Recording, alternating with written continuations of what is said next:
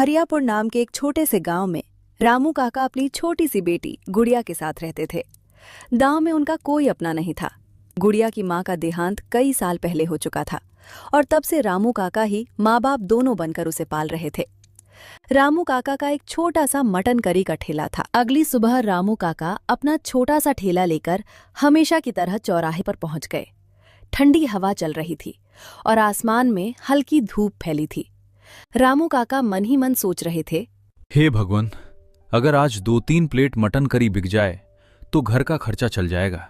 गुड़िया की किताबें भी लेनी है। तभी एक दुबला पतला फटे कपड़ों में लिपटा छोटा बच्चा उनके ठेले के पास आया। काका, मुझे बहुत ज्यादा भूख लगी है, क्या आप मुझे मटन करी खिला सकते हो? पैसे अभी नहीं हैं। रामू काका ने उसकी हालत देखी, दिल भर आया। उन्हें अपनी ही गुड़िया याद आ गई। अरे बेटा, क्यों नहीं, खाना भूखों का हक है।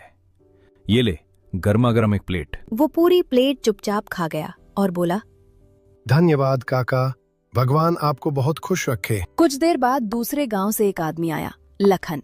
उसके कपड़ों और चाल ढाल से लगता था कि वो थोड़ा संपन्न है। अरे काका, इस उम्र में भी ठेला लगाए हुए हो? क्या बताऊं बेटा, घर में बैठे बैठे मन नहीं लगता, ऊपर से कमाने वाला भी और कोई नहीं। एक ही बेटी है मेरी, गुड़िया। बस रोज 2-3 प्लेट बिक जाती हैं तो गुजारा हो जाता है, और मुझे चाहिए भी क्या। सही बात है काका, चलिए मेरे लिए भी एक प्लेट लगा दीजिए। रामू काका ने तुरंत एक प्लेट गर्मा गर्म करी परोसी। लखन ने पहला ही कौर खाया तो उसकी आंखें चमक उठीं। अरे वाह काका, ऐसा मटन तो मैंने आज तक नहीं खाया। ये तो कमाल का स्वाद है। अरे बेटा, ये सब गांव की मिट्टी का स्वाद है। काका, आप मेरे साथ मेरे गांव चलिए, मैं आपको आधे पर रख लूंगा। जितनी कमाई होगी आधी आपकी आधी मेरी। खूब चलेगा आपका स्वाद वहां। नहीं बेटा, मेरा मन बस इसी गांव में लगता है, मैं कहीं और नहीं जाना चाहता। काका, आपका मन लगता है, ये बात सही है, लेकिन आपकी बेटी भी तो है।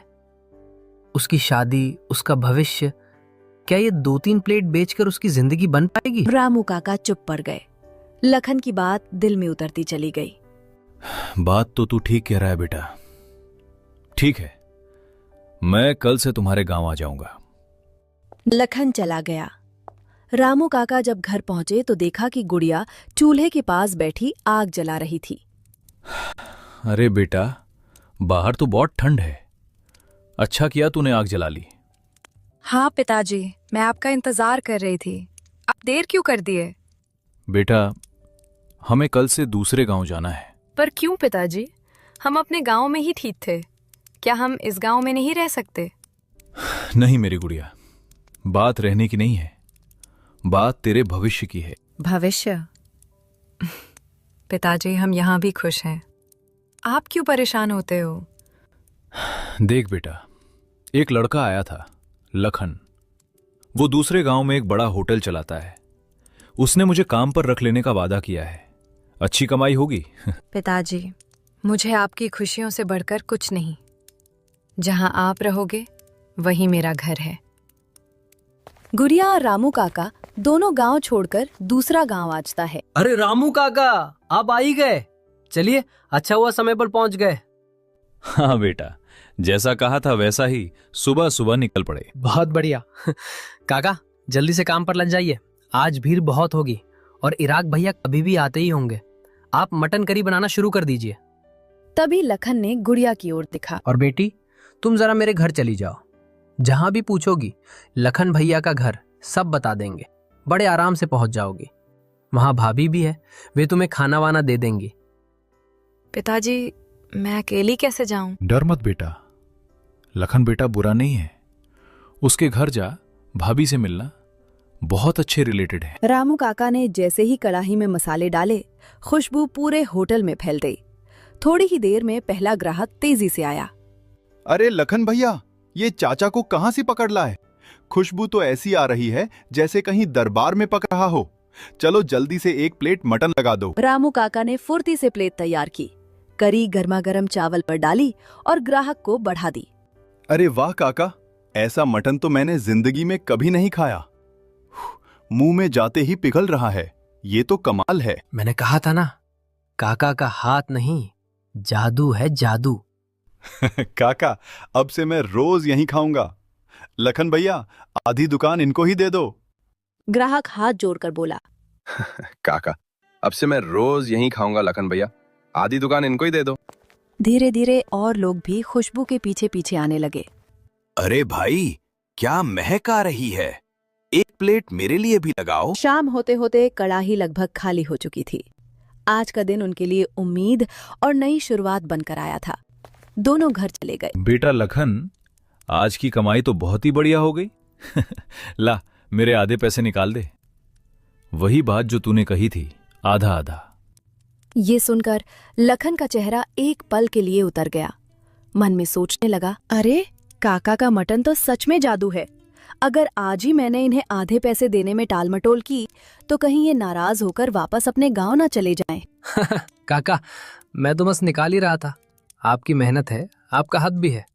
वो पैसे गिनने लगा, पर उसके हाथ में हल्की कंपकपी थी। भगवान तेरा भला करे बेटा। आज पहली बार ऐसा लग रहा है कि मेरी गुड़िया की जिंदगी संभल जाएगी।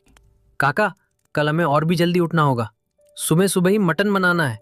आज की तरह अगर भीड़ लगी तो पूरा गांव हमारे होटल की तरफ भागेगा। अगले दिन सुबह सुबह ठंड पहले से भी ज्यादा तेज थी।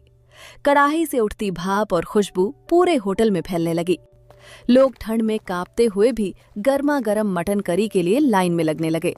अरे भाई जल्दी देना, ठंड में बस काका की मटन करी ही जान बचा सकती है। आज तो और भी ज्यादा खुशबू आ रही है। तभी रोज आने वाला एक खास ग्राहक आया, राहुल। काका, मैं आज फिर आ गया। आपके हाथ की मटन करी के लिए तो मैं रोज यहाँ तक पैदल आता हूँ। ऐसा स्वाद तो पूरी दुनिया में नहीं मिलेगा। अरे बेटा, तू रोज इतना दूर से आता है, मुझे तो शर्म आ जाती है। भगवान तेरा भला करे। काका, आपका खाना मेरे लिए दवा जैसा है। ठंड में आपका गरम मटन, वाह। लखन भैया, आपने बड़ा अच्छा फैसला किया इन्हें लाके।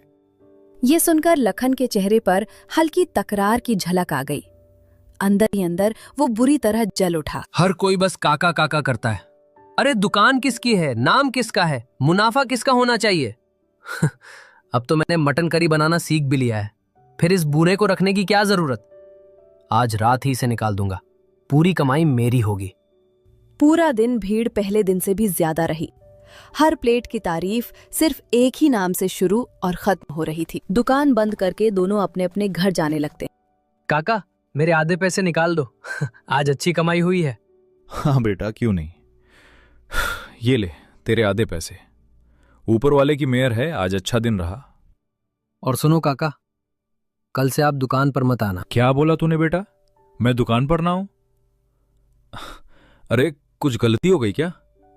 नहीं काका, गलती वगलती कुछ नहीं। बस अब मैं आपसे मटन करी बनाना सीख गया हूँ, तो भला मैं आपको आधे पैसे क्यों दूं? अब से दुकान में अकेला ही चलाऊंगा। लेकिन बेटा, तू मुझे मेरे गांव से यही कहकर लाया था कि आधे पैसे तेरे, आधे मेरे, हम साथ मिलकर मेहनत करेंगे। हाँ काका, लाया था, लेकिन अब मेरा मन नहीं है। आप अपना गांव वापस चले जाइए, मुझे अब किसी की जरूरत नहीं। बस बहुत हो गया। आप दोनों कल से यहां मत दिखना। दुकान मेरी है, मेहनत मेरी है, और अब कमाई भी मेरी होगी। ठीक है बेटा, तेरे मन में अगर लालच आ गया है तो मैं क्या कर सकता हूं। लेकिन एक बात याद रखना, खाना बनाने का तरीका सिर्फ देखने से नहीं आता, उसका जादू हाथ में होता है, और वो जादू किसी लालची दिल में टिकता नहीं है।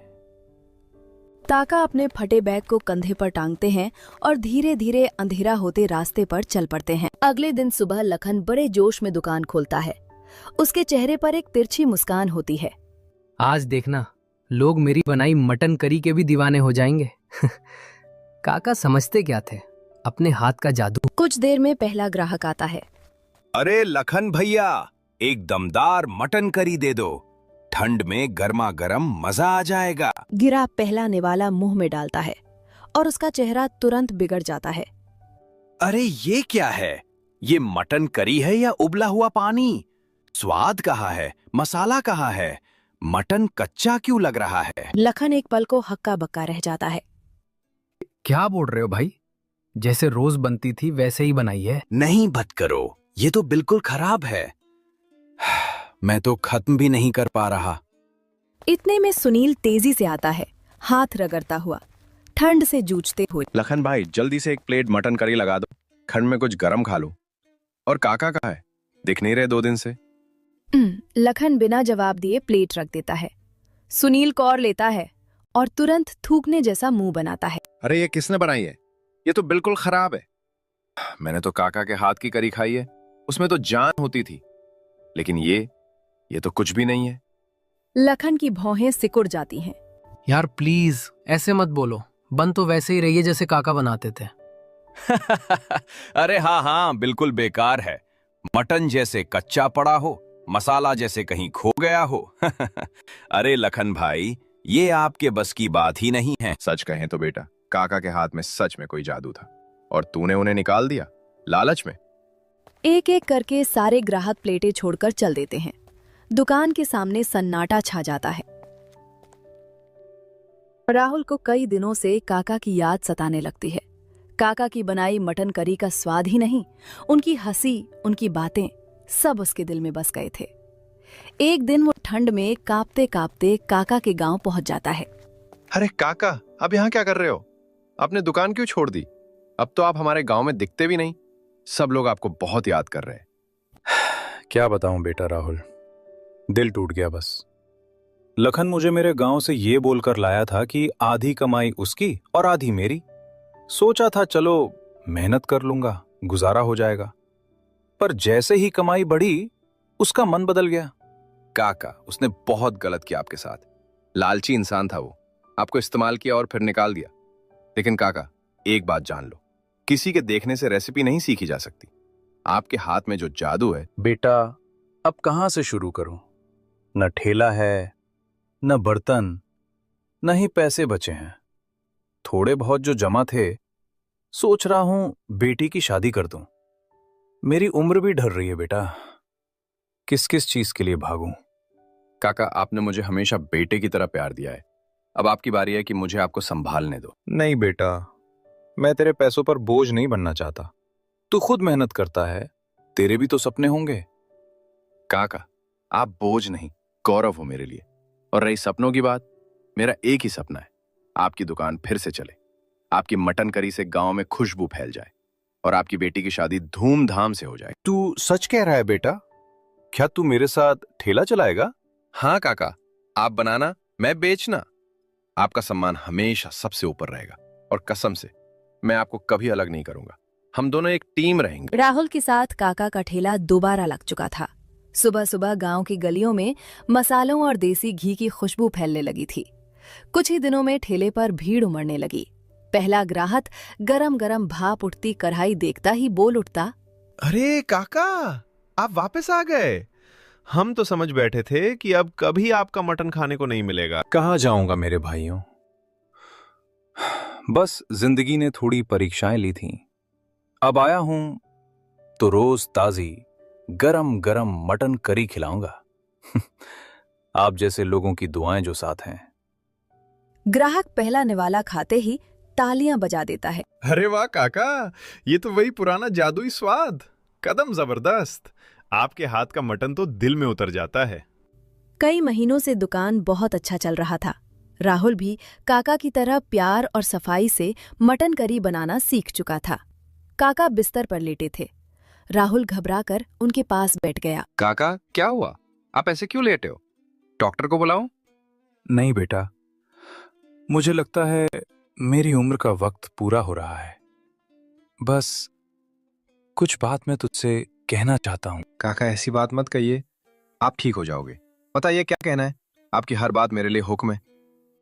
राहुल, तेरे ऊपर एक जिम्मेदारी छोड़कर जा रहा हूं। मेरी गुड़िया, मेरी बेटी, इस दुनिया में उसका कोई नहीं बचा मेरे बाद। पिताजी, आप हमें छोड़कर मत जाइए, हम अकेले कैसे रहेंगे? बेटी, हर इंसान को एक दिन जाना होता है। मेरी चिंता सिर्फ तेरी जिंदगी की है।